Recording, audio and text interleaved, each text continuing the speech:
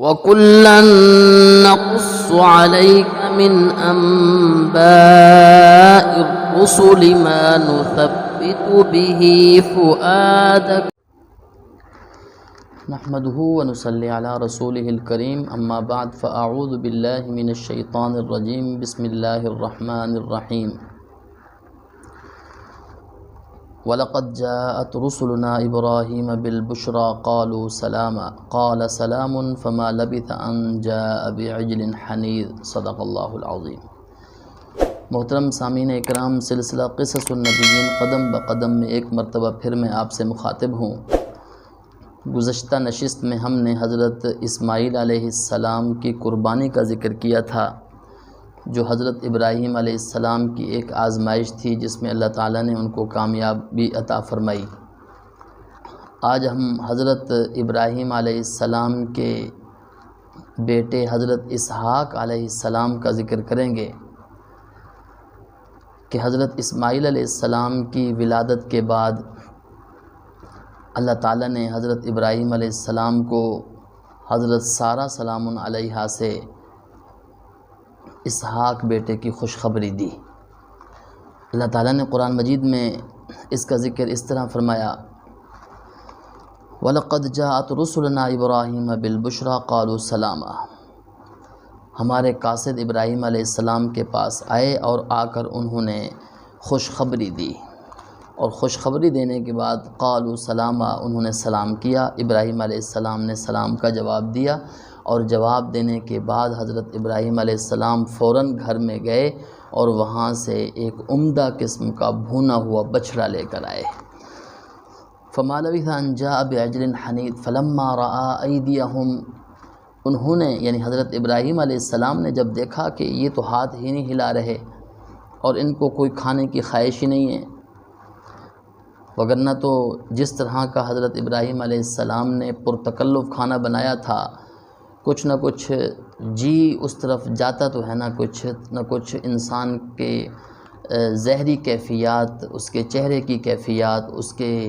جسم کی کیفیات بتلا رہی ہوتی ہیں کہ یہ کھانا ہمارے لیے لایا گیا ہے، لیکن ان کو یہ چیز بھی نہیں تھی، یہ محسوس احساس بھی نہیں تھا۔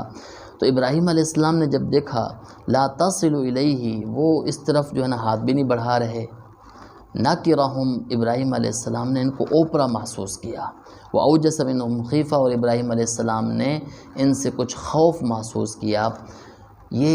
خوف اس وجہ سے محسوس کیا کہ عرب کا یہ ایک دستور تھا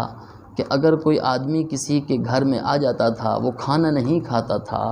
تو وہ یہ سمجھتے تھے کہ یہ شاید ہمارا کوئی دشمن نہ ہو، اس لیے کہ اس دور کے اندر جو آدمی کسی کا کھانا کھا لیتا تھا پھر وہ اس سے لڑائی جھگڑا نہیں کرتا تھا، اس لیے کہ اگر کھانا کھانے کے بعد لڑائی جھگڑا کرے گا تو وہ اس کو نمک حرام شمار کیا جاتا تھا۔ تو اس وجہ سے بھی ابراہیم علیہ السلام کو کچھ خوف سا ہوا کہ یہ ہاتھ بھی نہیں بڑھا رہے، یہ کھا بھی نہیں رہے، کیا وجہ ہے؟ تو انہوں نے یعنی فرشتوں نے، 3 فرشتے تھے جیسا کہ بعد جو ہے روایات سے معلوم ہوتا ہے، جبرائیل علیہ السلام، میکائیل علیہ السلام اور اسرافیل علیہ السلام۔ تو حضرت ابراہیم علیہ السلام کو انہوں نے کہا لا تخف انا ارسلنا الی قوم لوط، ایک تو ہم آپ کو خوشخبری دینے کے لیے آئے تھے، آپ خوف نہ کریں، ہم فرشتے ہیں،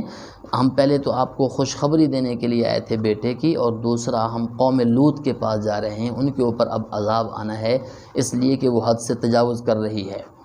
وامرأتہ قائمۃ، ابراہیم علیہ السلام سے جب ان فرشتوں کی گفتگو ہو رہی تھی تو ابراہیم علیہ السلام کی بیوی حضرت سارہ وہ کونے کے اندر یہ باتیں سن رہی تھیں تو وہ مسکرا رہی تھیں۔ فبشرناہا باسحاق، ہم نے اس کو بھی،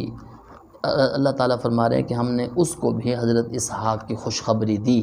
وَمِن وَرَاءِ اسحاق، اور اسحاق کے بعد ابراہیم علیہ السلام کو اور ان کی بیوی کو یعقوب کی بھی خوشخبری دی کہ آپ کو ہم بیٹا بھی دیں گے اور پوتا بھی دیں گے۔ تو یہ ایک بہت بڑی خوشخبری تھی، اس لیے کہ ابراہیم علیہ السلام کو بڑھاپے کے اندر یہ اولاد مل رہی ہے، 86-87 سال یعنی 86 سال کے بعد جو ہے یہ اولاد مل رہی ہے، تو ایک خوشخبری، بہت بڑی خوشخبری ہے۔ تو ابراہیم علیہ السلام اس میں خوش بھی تھے اور ساتھ ساتھ تعجب بھی ہو رہا تھا۔ تو حضرت ابراہیم علیہ السلام کی بیوی حضرت سارہ، تعجب ایک ظاہری جو اسباب ہوتے ہیں اس کے طور پر ہو رہا تھا کہ ظاہری اسباب نظر نہیں آ رہے، جس پر تعجب ہونے لگا۔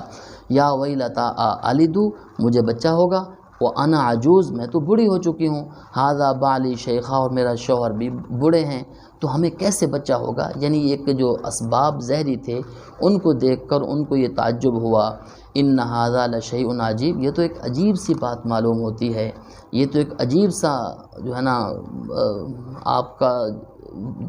عجیب سی جو ہے نا کیفیت معلوم ہوتی ہے، اور عجیب سا یہ قصہ معلوم ہوتا ہے جو آپ ہمیں بتلا رہے ہیں۔ قالوا اتعجبین من امر اللہ، فرشتوں نے کہا کیا تم اللہ تعالیٰ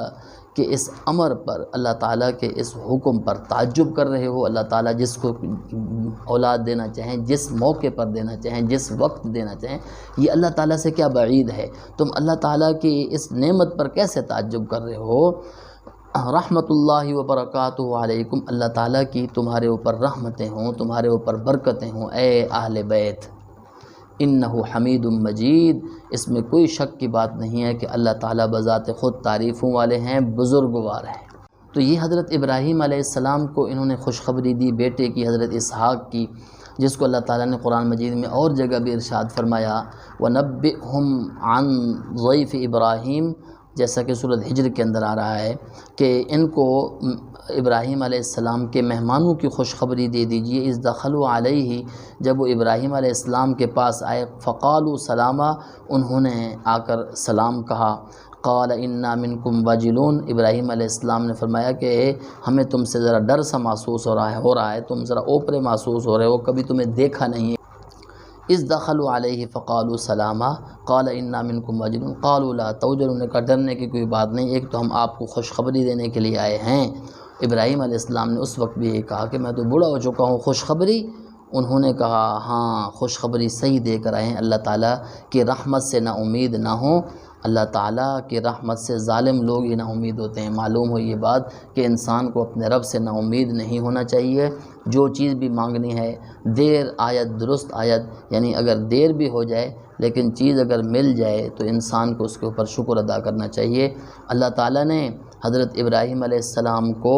86 سال کی عمر کے اندر بیٹا عطا فرمایا، لیکن ابراہیم علیہ السلام نا امید نہیں ہوئے۔ اللہ کے پیغمبر اور بھی اللہ تعالیٰ کے پیغمبر ایسے آئے ہیں جنہوں نے اللہ تعالیٰ سے اولاد مانگی اور اللہ تعالیٰ نے دی، لیکن وہ اللہ تعالیٰ کی رحمت سے نا امید نہیں ہوئے۔ اللہ تعالیٰ کی رحمت سے انسان نا امید نہ ہو تو اس دنیا میں بھی اس کو اللہ تعالیٰ کی طرف سے انعامات سے نوازا جاتا ہے، اور کل قیامت والے دن بھی نوازا جائے گا۔ وآخر دعوانا ان الحمد للہ رب العالمین۔ وَكُلًّا نَّقُصُّ عَلَيْكَ مِنْ أَنبَاءِ الرُّسُلِ مَا نُثَبِّتُ بِهِ فُؤَادَكَ